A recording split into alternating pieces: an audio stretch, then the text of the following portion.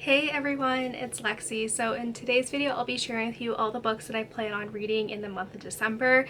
So November was a bit of a slumpy month, but I can feel kind of my, excitement for reading starting to pick up. And part of the reason why I think I was so slumpy is that I just read mediocre books, and so these are ones that I am just super excited about that I think will kind of help kickstart, get the ball rolling with kind of my reading over the month, and especially too with the holidays and kind of I'll have more downtime, so I think I'll be able to kind of relax by the tree with a fire going and just immerse myself in these books. And what is nice too is that they're all over in terms of genre, and I'm excited for all of them. So yeah, without further ado, let's get started. So first up, this is one that I'm currently reading and about halfway through and I'm really loving, and it is Jade City by Fonda. This is a book that my boyfriend recommended. He also got me this book as well, and it is kind of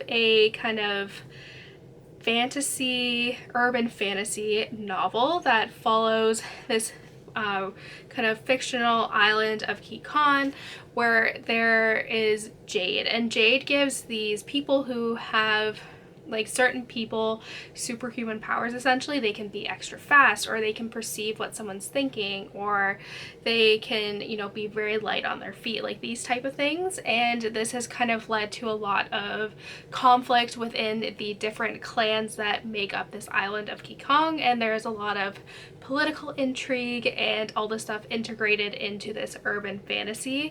And so far, it says here, it's is reminiscent of the best classic Hong Kong gangster films, but takes place in a fantasy metropolis, so gritty and well imagined that you'll forget you're reading a book. And I totally agree. I will say the first 50-60 pages or so was really confusing, because you get you're just dropped into this world and you're trying to figure out these characters, how they're all connected, how this imagined system works. Excuse me, but now that the kind of plot is picking up, I'm just really excited, and definitely one I think that I will finish within the first few days of December too, which I'm really excited about. But yeah, I'm definitely happy that I picked this one up. My boyfriend recommended it, and I'm just you know what, this is a lot of fun, and definitely one that I a series, since all of the books in this trilogy are out. It's one that I can kind of marathon in the new year, which is exciting. So yeah, so far I'm really liking this one, and hope to finish it pretty soon. Next up, this is a new release that I am so excited for, and once I finish Jade City, I will pick this one up.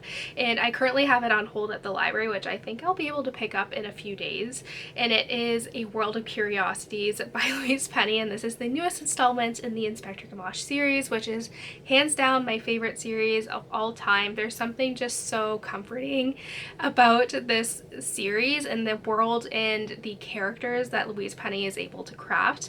And like with all crime series, especially ones that I've read a lot from, I don't like to read the synopsis when I dive in, especially if it's just a world that I'm familiar with. I just want to dive right in and just experience it. So I have no idea what the premise is about, but I'm sure it's gonna be amazing. But for those of you who don't know, this is a crime series that follows Inspector Gamache, who is head of the homicide department in Quebec, in Montreal, and a lot of his crimes or murders that he investigates involve this small town of Three Pines, which kind of imagine a picturesque town like Stars Hollow, and with this town comes a wide cast of characters, from quirky to kind of weird, but it has a lot of themes of found family. So yeah, like I said, this is my favorite series of all time, and I cannot wait to dive into the newest installment. Next up, this is a book that has been on my shelf for a while, and it is another crime series author that I really love, that I haven't read her new series yet, and I'm really excited to dive right in, even though this has been on my shelf for a while. But I feel like, especially with crime novels, I tend to read those a lot faster, so I think that will kind of help me get out of a reading slump. So I think it will be a lot of fun, and it is At First Light by Barbara Nickless. And again, I don't really know too much about this, but because this is a new series, I'll read you the synopsis. But it says, on the muddy banks of the Calmet River, a body has been found found posed next to a series of mysterious glyphs and bearing wounds from a ritualistic slaying. Chicago detective Addie Bissett knows only one man who can decipher the message left by the killer, her friend Dr. Evan Wilding, a brilliant forensic semiotician, I think that's how you say. Evan decodes the etchings as Viking Age runes. They suggest either human sacrifice or righteous punishment, but to what god and for what sins? Only one thing is clear from the disturbing runic riddles. There are more victims to come. As Evan races to determine the identity of the Viking poet, he and Addie uncover the killer's most terrifying secret yet, the motive.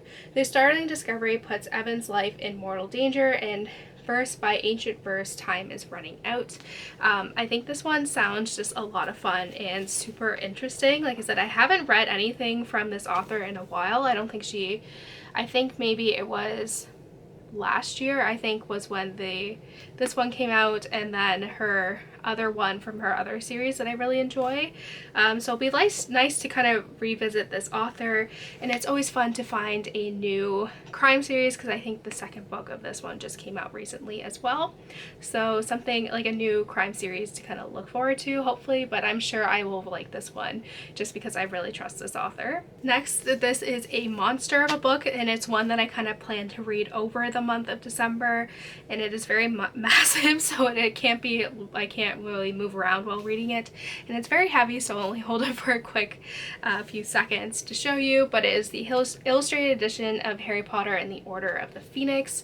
And so this, like with these illustrated editions, I have just been rereading the Harry Potter series as they come out. This one took a few years, obviously, just by the intense length of this novel in general, but I read this series when I was 13, and since then I've never reread them. So as these illustrated editions have been coming out, I find that is a good opportunity to revisit these novels, and also in a fun way that includes a lot of fun illustrations, like you see here.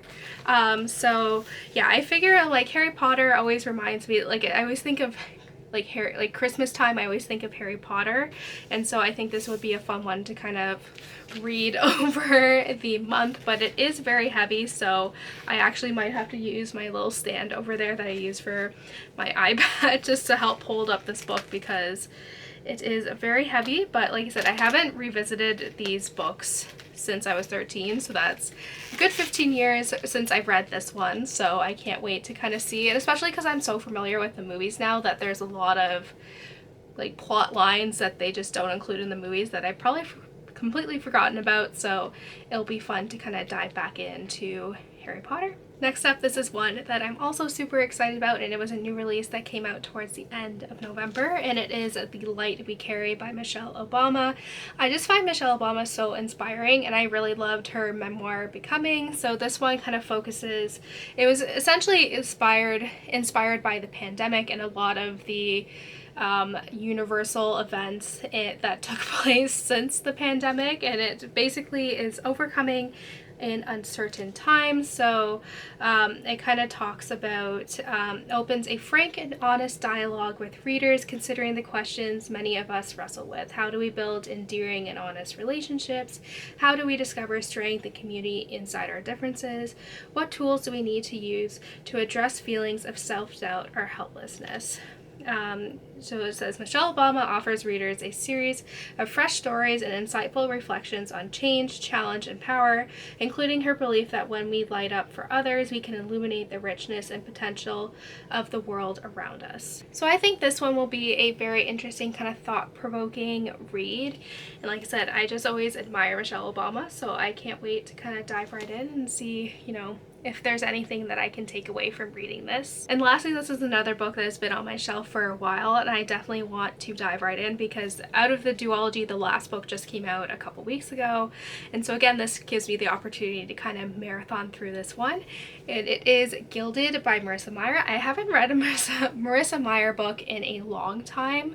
I do love her writing. I love her Lunar Chronicles. I love her superhero one, Heartless. Like, I've loved like every book of hers that I've read, I've really enjoyed, and this one is a fairy tale retelling of Rumpelstiltskin, which sounds super interesting. And what I really love too about Marissa Meyer is like how she's able to convey so much of a character's personality through their dialogue. So that's something I feel like I haven't seen in a while, and I can't wait to kind of revisit her, you know, her characters, her characterization, and all of that stuff. So this one says here, long ago cursed by the gods of lies, a miller's daughter has developed a talent for spinning stories that are fantastical and spellbinding and entirely untrue, or so everyone believes. When one of Cyril Diaz, I think that's what he said, outlandish tales draws the attention of the sinister Erkling and his undead hunters, she finds herself swept away into a grim world where ghouls and phantoms prowl the earth and hollow-eyed ravens track her every move. The king orders Cyril Diaz to complete the impossible task of spinning straw into gold, or be killed for telling falsehoods. In her desperation, Cyril Diaz unwittingly summons a mysterious boy to her aid. He agrees to help her for a price. Soon Cyril Diaz realizes that there is more than one secret hidden in the castle walls, including an ancient curse that must be broken if she hopes to end the tyranny of the king and his wild hunt forever.